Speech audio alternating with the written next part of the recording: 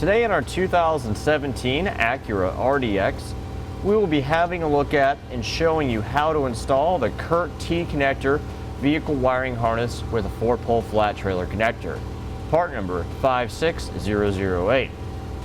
This wiring harness gives you the basic lighting functions that are required by law in order for you to safely and legally tow a trailer. On this white wire here, we have our necessary ground connection between our RDX and our trailer. The brown wire is our tail light and running light circuit. On this circuit, we have 6 amps of total power output.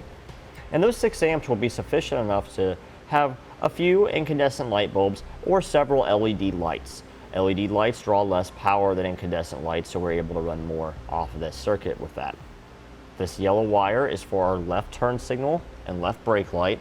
On that wire, we have a total power output of 3 amps. 2 or 3 incandescent light bulbs is probably about as much as you want to run. You can run more LEDs as well. The green wire is our right turn signal and right brake light.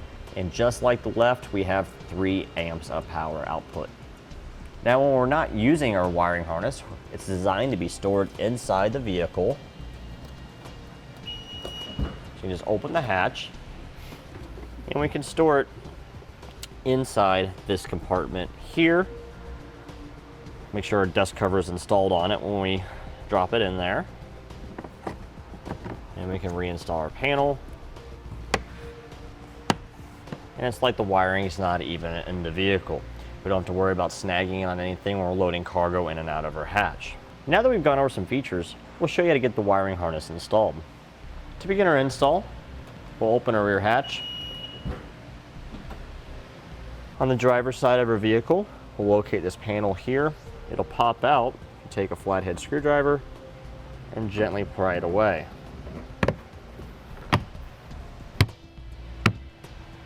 Now we need to locate our factory tow package connector.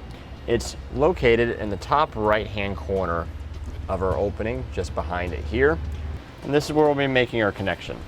Now we will take our blue connector off of our converter box and we'll plug it in the factory tow package connector, and we'll show you what it looks like once we're done.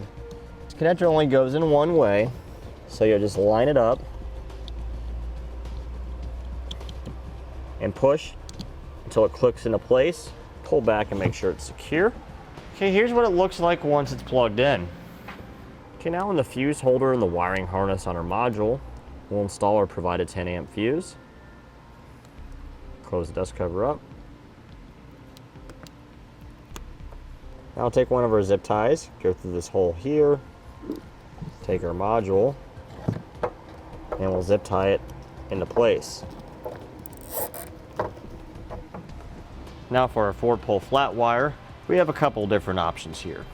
We can just store it inside this panel so it's out of the way when it's not in use. And for video purposes, that's what we're going to do here today.